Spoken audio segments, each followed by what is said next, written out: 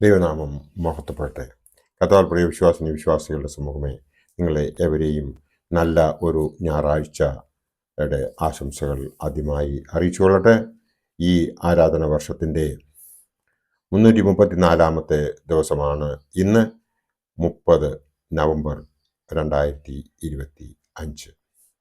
ഇന്നത്തെ ഞായറാഴ്ചയുടെ പ്രത്യേകത എന്ന് പറയുന്നത് യേശുവായുടെ അടുത്തേക്കുള്ള മറിയമിൻ്റെ യാത്രയുടെ ഞായറാഴ്ചയാണ്.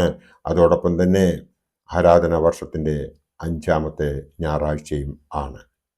ഇന്ന് വിശുദ്ധ കുർബാനയിൽ നാം വിശുദ്ധ ഏവൻഗേലിയോൻ മേശയിൽ വായിച്ചു കേൾക്കാൻ പോകുന്നതായ വേദഭാഗം വിശുദ്ധ ലൂക്കോസ് ഏവൻഗേലിയോസ്യുടെ രക്ഷാസുവിശേഷം 1-ാം അധ്യായം 39 മുതൽ 56 വരെയുള്ള വേദഭാഗം ആണ്. 2 സ്ത്രീകളുടെ കൂടിക്കാഴ്ചയെ ആണ് നാം ഇവിടെ കാണുന്നത്. അവരുടെ പരസ്പര സംഭാഷണമാണ് നാം വീക്ഷിക്കുന്നത്. നമ്മുടെ ഇടയിൽ വളരെ വിരളമായി കാണുന്ന ഒരു സവിശേഷതയാണ് നാം ഇവിടെ കാണുന്നത്. പരസ്പരം ആദരിക്കുന്ന 2 സ്ത്രീകൾ. ഇവിടെ നാം കാണുന്നത് 4 കാര്യങ്ങളാണ്. ഒന്നാമത്തേത്, ശുശ്രൂഷകളിലൂടെ ആണ് നാം ബന്ധങ്ങളെ ബലപ്പെടുത്തേണ്ടത് എന്നുള്ളതാണ്. അതായത് ശുശ്രൂഷകളിലൂടെയാണ് നാം ബന്ധങ്ങളെ ബലപ്പെടുത്തേണ്ടത് എന്നുള്ളതാണ്. നമ്മുടെ ജീവിതം മുഴുവനും മറ്റുള്ളവരെ ശുശ്രൂഷിക്കുന്നതിനായി നാം ഉപയോഗിക്കുന്നുവെങ്കിൽ അത് ദൈവഹിതമായിരിക്കും. നാം ഈ ലോകത്തിൽ ചെയ്യുന്ന ഏറ്റവും വലിയ നന്മ പ്രവൃത്തിയായിരിക്കും അത്. ഇവിടെ നാം ഗർഭാവസ്ഥയിലായിരിക്കുന്ന 2 സ്ത്രീകളുടെ കൂടിക്കാഴ്ചയാണ് കാണുന്നത്. പരസ്പരം ബഹുമാനിക്കുന്നു, ആദരിക്കുന്നു, വിഷമങ്ങളെ മനസ്സിലാക്കുന്നു, എന്നാൽ ദൈവമഹത്വത്തിനായി അവർ പ്രാധാന്യം നൽകുന്നു. മറിയാമിൻ്റെ വന്ദനം കേട്ട എലിസബത്ത് പരിശുദ്ധാത്മാവിനാൽ നിറഞ്ഞവളായി മറിയാമിനെ പുകഴ്ത്തുന്നതായി 42-ാം വാക്യം മുതൽ 45 വരെയുള്ള വാക്യങ്ങൾ നമുക്ക് അതിൽ കാണുവാൻ സാധിക്കും. 2ാമത്തെ കാര്യമെന്ന് പറയുന്നത് ആദിത്യ മര്യാദകൾ പാലിക്കുന്നവർ ആയിരിക്കണം നാം ഓരോരുത്തരും. അതായത് ആദിത്യ മര്യാദകൾ പാലിക്കുന്നവർ ആയിരിക്കണം നാം ഓരോരുത്തരും എന്നുള്ളതാണ്. അതിനുള്ള ഉത്തമ ഉദാഹരണമാണ് എലിശുബ ഇവിടെ പ്രകടമാക്കുന്നത്. A good symbol of hospitality എന്ന് നമുക്ക് പറയാം. 3ാമത്തെ കാര്യമെന്ന് പറയുന്നത് ആരാധനയുടെ മഹത്വം ഉൾക്കൊള്ളുന്നവർ ആയിരിക്കണം നാം ഓരോരുത്തരും. അതായത് ആരാധനയുടെ മഹത്വം ഉൾക്കൊള്ളുന്നവർ ആയിരിക്കണം നാം ഓരോരുത്തരും. 46-ാം വാക്യം മുതൽ 55-ാം വാക്യം വരെ യുള്ള ഭാഗം മറിയാം കർത്താവിനെ മഹിമപ്പെടുത്തുന്നതായി നമുക്ക് ഇവിടെ കാണുവാൻ സാധിക്കും.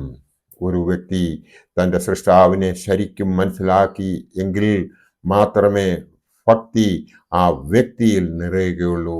നല്ല ഒരു ഉദാഹരണമാണ് മറിയാം ഇവിടെയെന്ന് നമുക്ക് മനസ്സിലാകും ഈ വേദഭാഗം വായിക്കുമ്പോൾ. 4ാമത്തെ കാര്യം എന്ന് പറയുന്നത് സുവിശേഷത്തിൻ്റെ മാഹാത്മ്യം പ്രസിദ്ധമാക്കുന്നതായി നാം ഇവിടെ കാണുന്നു. അതായത് പ്രൊക്ലമേഷൻ ഓഫ് ഗോസ്പൽ. ഇന്ന് നാം കേട്ടതായ ഈ വേദഭാഗം സുവിശേഷത്തിൻ്റെ മാഹാത്മ്യം പ്രസിദ്ധമാക്കുന്നതാണ്. സുവിശേഷത്തിൻ്റെ വിളംബരം, ഘോഷണം, അറിയിപ്പ്, പ്രഖ്യാപനമാണ് നാം ഇവിടെ നടക്കുന്നത്. അതായത് സുവിശേഷത്തിൻ്റെ വിളംബരം, ഘോഷണം, അറിയിപ്പ്, പ്രഖ്യാപനമാണ് ഇവിടെ നടക്കുന്നത്. നാം ഈ 4 കാര്യങ്ങളിൽ ശ്രദ്ധ കേന്ദ്രീകരിക്കുന്നുവെങ്കിൽ ഈ ലോക ജീവിതം ധന്യമാകും എന്ന് മാത്രമല്ല, സ്വർഗത്തിൽ ഒരു അവകാശി ആയി നമുക്ക് മാറുവാനും സാധിക്കും. അതിനു വേണ്ടിയിട്ട് നാം ഓരോരുത്തരും ചെയ്യേണ്ടത് ആത്മീയമായി വിശ്വാസത്തോടുകൂടി പ്രാർത്ഥിച്ച് ദൈവത്തെ ഉള്ളിൽ സ്വീകരിച്ച് ആ ശക്തി കൊണ്ട് നല്ലൊരു ക്രിസ്ത്യാനിയായി ജീവിച്ച് ഈ ലോക ജീവിതം സഫലമാക്കുന്നതിനും സ്വർഗരാജ്യത്തിൽ ഒരു അവകാശിയായി തീരുന്നതിനും വേണ്ടിയിട്ട് നാം ശ്രമിക്കണം. അതിനായി ഇടപെടാതെ പ്രാർത്ഥിക്കുകയും സൽപ്രവൃത്തികൾ ചെയ്യുകയും എന്ത് കാര്യം ചെയ്താലും അതൊക്കെയും ദൈവത്തിൽ സമർപ്പിച്ചുകൊണ്ട് പ്രവർത്തിക്കുകയും ചെയ്യണം. ആ മറിയാമിനെ പോലെ, ആ എലിശുബായെ പോലെ താഴാഴ്മയുള്ളവരായി നമുക്ക് ജീവിക്കുവാൻ സംഗതിയാകുന്നതിന് ദൈവം നമ്മളെ എല്ലാവരെയും സഹായിക്കുന്നതിന് വേണ്ടിയിട്ട് നമുക്കേവർക്കും ചേർന്ന് പ്രാർത്ഥിക്കാം. അങ്ങനെ നാം ഒരാൾ മറ്റൊരാൾക്ക് വേണ്ടി പ്രാർത്ഥിക്കുന്നുവെങ്കിൽ അത് ദൈവം സ്വീകരിച്ച് അവരെ മാത്രമല്ല നമ്മളെയും അനുഗ്രഹിക്കും എന്നുള്ളതിന് യാതൊരു സംശയവുമില്ല. അങ്ങനെ സംഭവിക്കണമെന്നുണ്ടെങ്കിൽ നമ്മൾ ശുദ്ധ ഹൃദയമുള്ളവരായിരിക്കണം, പരമാർത്ഥ ഹൃദയമുള്ളവരായിരിക്കണം.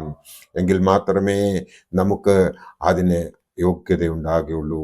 ദൈവമേ, നിന്റെ കൃപയിൻ പ്രകാരം എന്നോട് കരുണയുണ്ടാകണമേ, നിന്റെ കരുണയുടെ ബോധത്തിൻ പ്രകാരം എൻ്റെ പാപങ്ങളെ മായ്ച്ചു കളയണമേ എന്ന് ഉള്ള ആ 51-ാം സങ്കീർത്തനം നമ്മൾ ഉരുവിട്ടുമ്പോൾ പൂർണ്ണ ഹൃദയത്തോടുകൂടിയും പൂർണ്ണ മനസ്സോടും കൂടിയും പൂർണ്ണ ജാഗ്രതയോടും കൂടിയാണ് നമ്മളത് ഉരുവിടുന്നതെങ്കിൽ ദൈവം നമ്മളെ അനുഗ്രഹിക്കും എന്നതിന് യാതൊരു സംശയവുമില്ല. നമ്മളെ എല്ലാവരെയും ദൈവം അനുഗ്രഹിക്കട്ടെ എന്ന് മാത്രം ഈ അവസരത്തിൽ പ്രാർത്ഥിച്ചുകൊണ്ട് എൻ്റെ വാക്കുകൾ ഇവിടെ ഉപസംഹരിക്കട്ടെ. ദൈവം നമ്മളെ അനുഗ്രഹിക്കും. നന്ദി, നമസ്കാരം. അതോടൊപ്പം തന്നെ ഒരു നല്ല ഞായറാഴ്ച എല്ലാവർക്കും നേർന്നുകൊണ്ട് നിർത്തട്ടെ.